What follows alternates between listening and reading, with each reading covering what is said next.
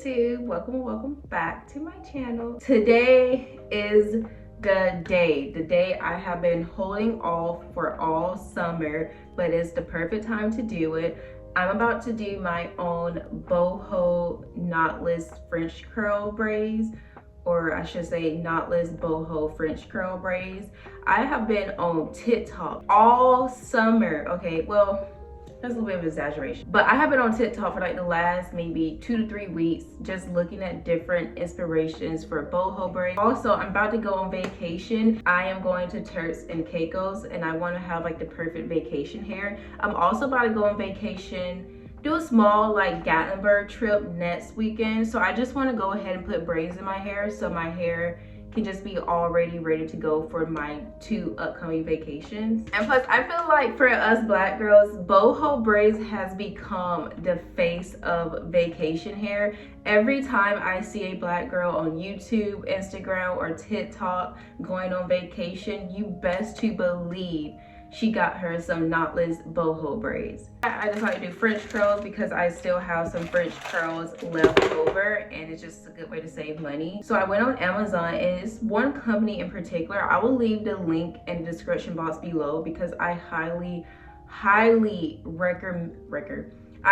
recommend their French curl braiding hair. Like, it's just so freaking good. And 8 packs of hair together was like $24. To spice it up a little, because you know your girl, she loves some color, I decided to go with the Sensational Expression braiding hair. Y'all, I'm so nervous about this hair color, which is this right here. It's a dark purple that faded out to a fuchsia pink that faded out to a light pink. I'm gonna leave the link to everything in the description box below because I literally purchased everything you're about to see from Amazon. As you can see, my hair is in some plait. This is how I prefer to stretch my hair. I know a lot of y'all will blow out your hair. I don't like doing that, and honestly, once I switch to this method of just stretching my hair out, I don't get a lot of flyaways. My hair is moisturized and it doesn't break off while it's in the braid. And to moisturize, I use the Pattern leave-in conditioner. Okay guys, so it has literally been, I want to say, a week since you last saw me on camera. This has been the longest braid installment ever. Typically, it takes me like 3 to 4 days, mostly 4 days to do my hair, but I'm literally on day 7. I literally work every single day non-stop. This is my first day off.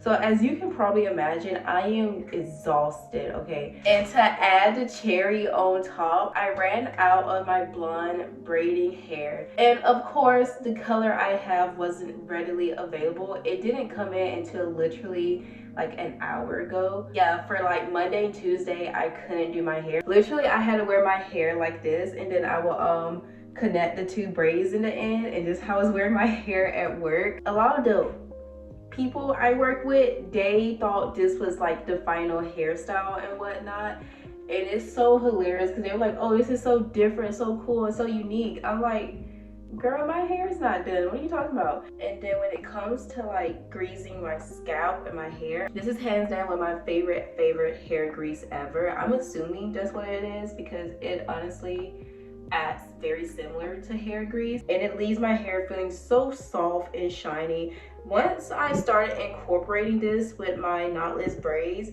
I suffer way less breakage, if not any breakage. My hair stays moisturized, there's no dryness. Highly recommend you guys trying this product out. And then I just take some of that hair grease. I don't take a lot. I just take like literally this much. Like, that's how much I take. And I just like spread it all over my hair shaft. This is also going to help with any like frizziness or flyaways, especially if you have like very coarse hair like I do. And then for the braiding gel, I only take a little bit of this. I had to learn the hard way. Do not use a lot of braiding gel, and especially do not use it on your scalp. And also, a little bit goes a long way. I'm just going to take this much, move it over. This is just going to help with gripping and making sure our braids lie flat and whatnot. and I'm separating my braiding hair into two, as you can see. But now I'm just going to take the braiding hair, I'm going to put it in the middle. Oopsie. I'm going to put it in the middle of the part, and you want to make sure it's even, like there's not one side that's longer than the other. Both of the sides are looking pretty even right now. So when I have it in the middle of the two pieces of hair, I am going to twist the two, and then I'm going to twist it. And with every twist, you can see that I'm like pulling the hair. I'm not pulling hard. I'm not pulling my hair hard, but I am like firmly just pulling it, just so I can get a really good grip. And this will also just ensure that the foundation for the braid is a strong foundation and it doesn't slip out. And then what I like to do is I will take one side of the braiding hair, cross it over, and then the other side of the braiding hair, I will combine it with one of my real hair. I'll combine it with my real hair, and then I will cross that side over. And then I will just keep braiding, and then eventually you have a braid. So once I get to this far, that's when I like to do my first drop piece. And my first drop piece would be this piece with the real hair. Let me do that. And then I'm just going to hold it in my mouth. Come on. Yeah, I'm just going to hold it in my mouth. I'm going to braid some more. And then once I get my braid right here, so sorry. Another thing, when you do your drop pieces, you really want to make sure there's like no flyaways in your drop piece, because if there's some flyaways, those flyaways are going to get stuck with your braids, and every so often you're going to have to like just smooth out the hair strands. And sometimes smoothing out the hair strands will cause you to pull on the flyaways that's like a part of the braid, and that can mess up the braid and make the braid looser. So you just want to really make sure there's no flyaway pieces. As my braid get to this part where my real hair is on the outside and the braiding hair is in the middle, that's when I like to do my feed-in part. So everybody is different. I'm a right hand person, so it's just very easy for me to feed in my hair when I have to start the braid this way versus when I have to start the braid from the left side. I'm going to take like this much, and you want to make sure you don't take like a lot of braiding hair, because you want your braid to be consistent from root to end, even with the drop pieces. Put it behind the braid, and I'm going to secure it with my right thumb. And then while I'm securing it with my right thumb, sorry, I don't know why Alexa just turned on, but once I secure it with my right thumb, I'm going to take my left thumb and I'm going to grab that purple piece and connect it to my real hair right here. And then I'm going to take this piece and then cross over, and then I'm going to firmly, not tightly, not pull, but just firmly hold that piece right here where the feed-in is at. And then I'm going to cross this side over again. And the reason why I say you want to firmly hold it in place and not just pull on it, because when you pull on it, it will cause the feed-in piece to like kind of rise up, and it's going to like tighten, and it's just going to make your braid look really weird and like ugly and just not consistent at all. You can see that the braid is still the same consistency. It is still the same density and whatnot. It hasn't gotten thicker or thinner. I think I'm going to add another piece of hair just to help this piece out. So for this drop piece, I'm definitely going to do the purple one just to add in some color.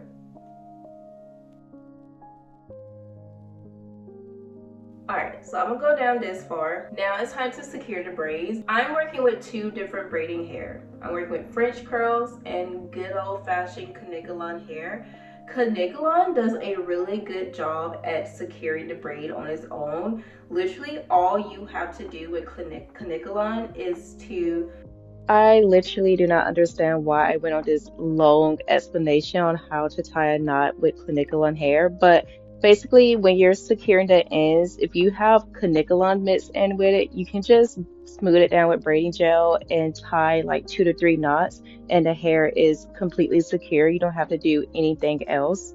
French curls, because of how smooth and silky it is compared to Canicolon, you have to do more than just tie that hair into a knot. It will unravel and come out of its own knot. If you're using the French curls or any other type of hair that's very smooth and silky compared to the caniculon, I highly recommend using any type of like nail glue. But yeah, I feel like my method is super easy, super beginners friendly, and I feel like it's just very easy to catch on. So I'll show you guys once again how to start the braids, because I feel like when I was first learning how to do knotless, the hardest thing was starting the braids. That was definitely the hardest part. Once again, you're gonna put your hair in the middle. You're gonna smooth out your hair.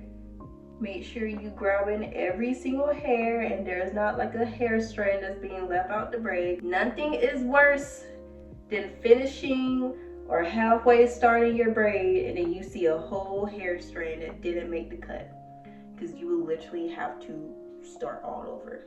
This is what it looks like when you twist your hair around the braid. Once again, make sure your hair is even. This side is a little bit shorter, so I'm just going to gently pull it down. And then I'm gonna take this piece of my real hair with this braiding hair, because they just naturally kind of clinging to each other, so I'm gonna let it be. And then I'm gonna take my real hair right here, cross over, take the other side, cross over. And when I cross my real hair over from each other, that's when I like really pull. That's how you get it to be tight and secure. My braids may not look neat as a professional, but that is okay, because nonetheless I still get a lot of compliments. It does last me a very long time and I like the look and it works for me. For my chemically treated girls especially, I mean, anybody can take this advice, but mainly for my chemically treated gals, you really want to make sure your hair is strong, okay? It's not fragile, weak, or brittle. It's not breaking off, because if that sounds like your hair, I promise you the knotless braids would just make it worse. It will not make it better. It will not give you the length retention you might think it will give you. So please do not put knotless braids in your hair if it's feeling very weak and brittle and just fragile overall. I highly recommend just sticking to a really good routine for like a month or two and making sure you're incorporating some type of protein treatment or bond builders. I wouldn't go right in with a knotless braids or protective style even after using a protein treatment. Like, just give your hair some TLC and some time and maintenance before you do any type of protective style. Also, I don't care what anybody says. I know these braiders love to say come with your hair blow dry, no oils, no butters, no moisturizer, anything.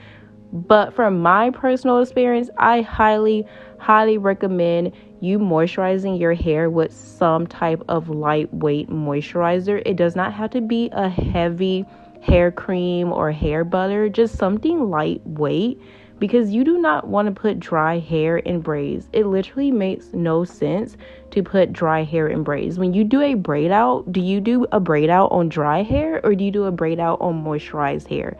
Exactly. So I don't care what these braiders say. Don't put dry hair in knotless braids. I promise you, you will get all types of breakage. It happens to me every single time. And the only reason why I feel like I'm able to get length retention and no breakage is because I started to incorporate a lightweight moisturizer when I'm installing my knotless braids. Okay guys, so this is the final look. I'll show you the back really quick.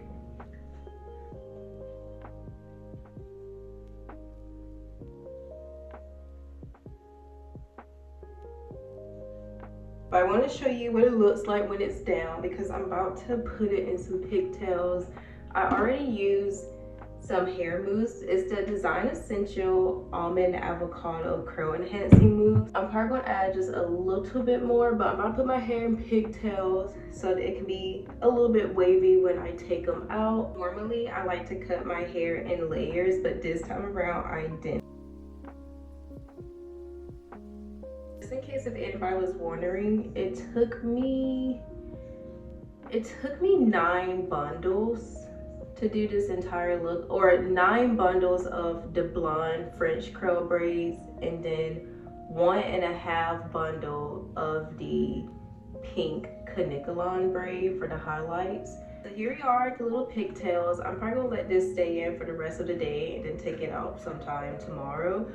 But yeah, I hope you guys like this video. I hope I was able to help some of you guys learn how to braid your own hair. It's super easy. I feel like the toughest part is starting the braids, but I feel like the way I start the braids is very beginners friendly. It took me a whole week to do this, quite literally. It wouldn't have took me that long if I didn't have work and if I didn't ran out of braiding hair, but unfortunately both happened to me, so it took me literally a whole week to do this. Yeah, y'all better hype me up in these comments, because this was a week-long process. Like, hype me up. If you like this video, make sure you like, comment, and subscribe, and be sure to tune in for my next video. I probably show you guys different ways to style them. I'll try to find different ways to style on like Pinterest and whatnot. Until then, like, comment, subscribe, and I'll see you later.